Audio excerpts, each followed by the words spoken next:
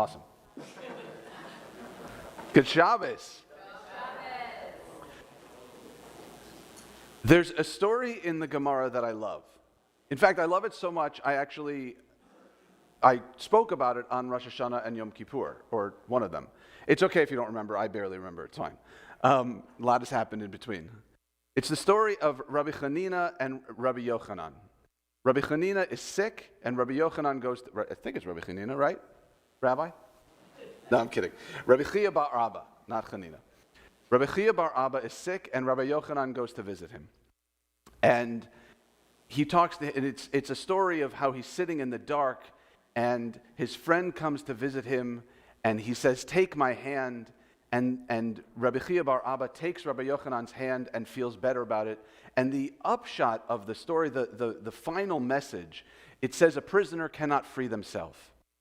And I think a lot of rabbis love this story because it talks about the sense of community. It talks about how important it is to be there for others. You can talk about Bikur Cholim, you can talk about visiting the sick, or a holy community, Kihila Kedoshah. But I actually was thinking about it in a different way this week, a different way than I've ever thought about it. We cannot be free.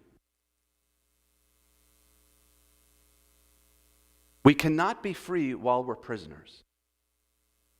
Not only can a prisoner not free themselves, but we can't be free when we're prisoners. Now, hopefully, very few of us have a lot of experience being locked up. But we've been prisoners. When we see ourselves as victims, we're prisoners. We're imprisoned to a feeling about somebody else, to a resentment, to feeling out of control, not in control of our lives. When we see ourselves as victims, we see ourselves as incapable of change because it's not our fault. It happened to somebody else. You know these people. These are the people for life. Life is acted upon them. I would have, but this happened to me, so. In this week's Parsha, we see how we start the healing process. The story we talked about, Rabbi Podwell mentioned about Yosef being reunited with his family. Right? Now, just let's role play for 1 second. If you had thrown your brother in a pit, sold him, and then 22 years later, you find out he's the second most powerful man in the world, you're going to be a little scared, aren't you? I know I would be. My brother's birthday was yesterday. I'm afraid of him every... No, I'm just kidding. Just kidding, Josh. So, and by the way, people, we have this conversation. I had this conversation with a couple of rabbis for the Orange County Federation about why didn't Yosef reveal himself earlier? And it's such a beautiful... The Torah, the author of the Torah, and whoever that is, we can have a different conversation. It's such a brilliant insight. Because even though he's the second most powerful man in the world, when his brothers come, he reverts back to being little Joey, little Yosef, the one who's picked on, the one who just runs after his brothers and wants to be the good kid. And so maybe he was scared. But by the time it comes to reveal himself, his brothers are scared. And he says to them, "It's okay. Don't worry about it. You didn't do this to me. God ordained this to happen." Right? Don't be afraid. It was meant to be. Now, it's interesting that he says that because earlier in his life, when, by the way, he's actually in prison, he says this. When he's speaking to the butler, Pharaoh's butler in prison and interpreting the dreams, he's telling his story. He says, "I was forcibly carried off from the land of the Hebrews, and even here I've done nothing to deserve being put in a dungeon." He was a victim. A few weeks ago, he was a victim. Now, he's controlling the narrative. And that is incredibly important. Martin Seligman was a psychologist. He started a movement called positive psychology.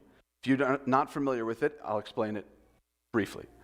So psychology, if you think about Freud, psychology was always coming along to show us what went wrong.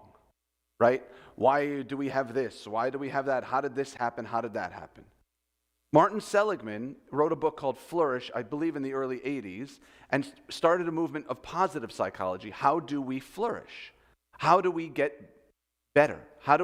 What separates people who are happy from people who are not? How does that happen? And he talked about this idea of learned helplessness or learned optimism, right? Now, as Jews, pessimism is kind of our birthright, right? It comes with, at the bar mitzvah, we should give them a USY membership and a lifetime subscription to Pessimism R Us, right? So what are the hallmarks of pessimism, according to Martin Seligman? He says that a pessimist sees their life when they're down, three things. When something's going wrong, they have three P's. Permanence, things are bad and they're never going to get better. Things are bad and they've always been bad and they will always be bad. The second one is personalization. Not only are things bad, yeah, exactly, I'm bad.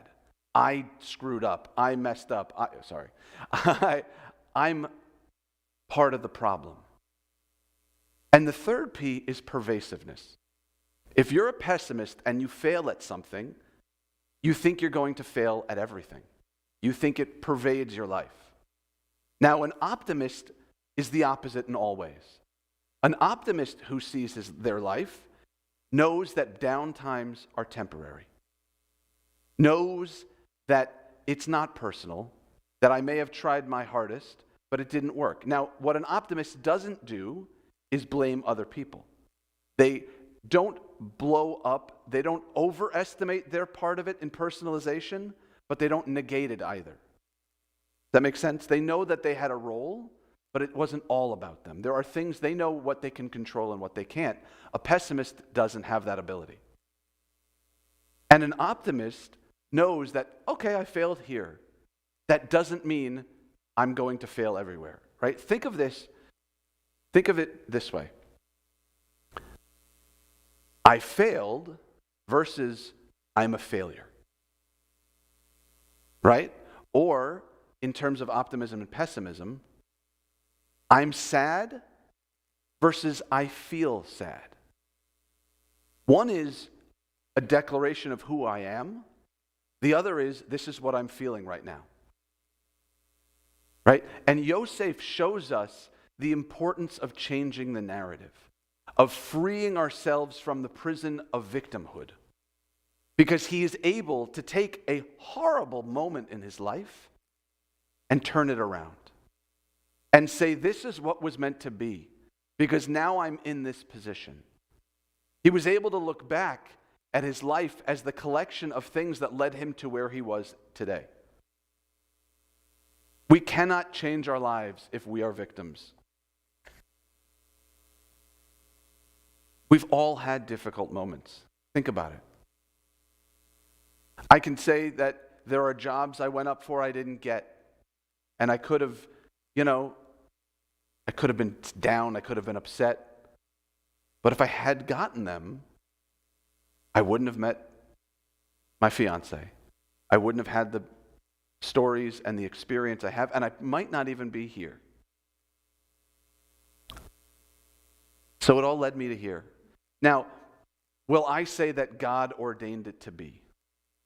That's a different story.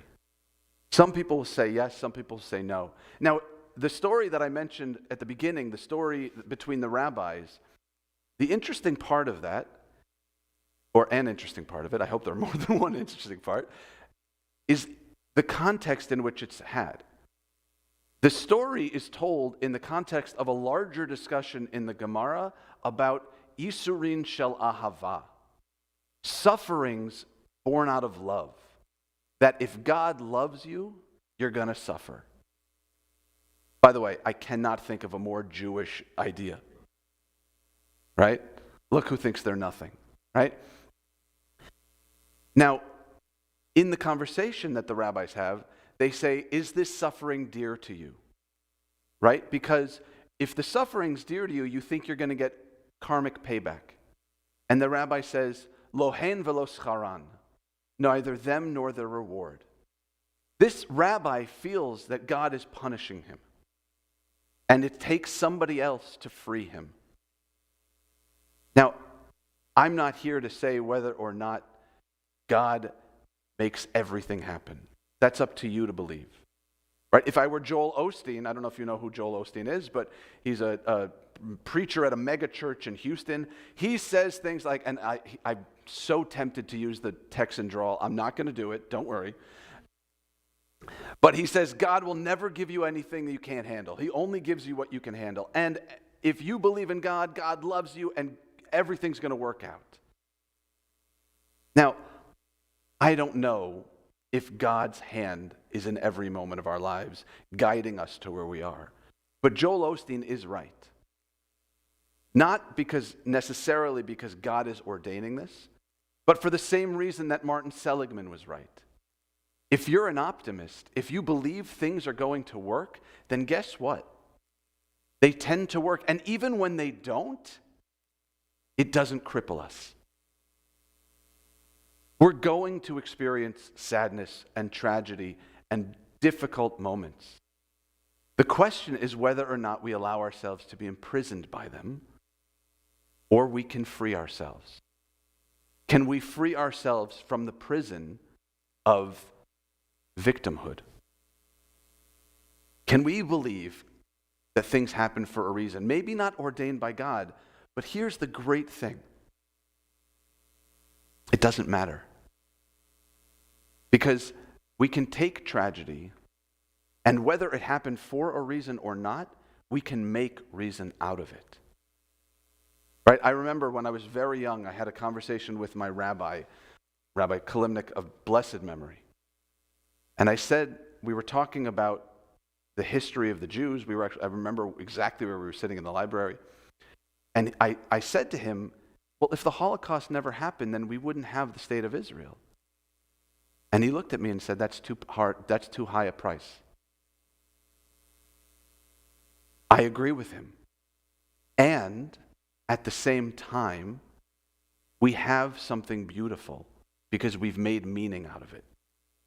We can take those moments when we're in our nadir, when we're at our lowest, and we can make meaning out of it. It's not ordained by a God or anyone else's meaning. It's ordained by ourselves. And when we take on that mantle of putting meaning to our struggles to make our lives better, then we have freed ourselves. Shabbat Shalom.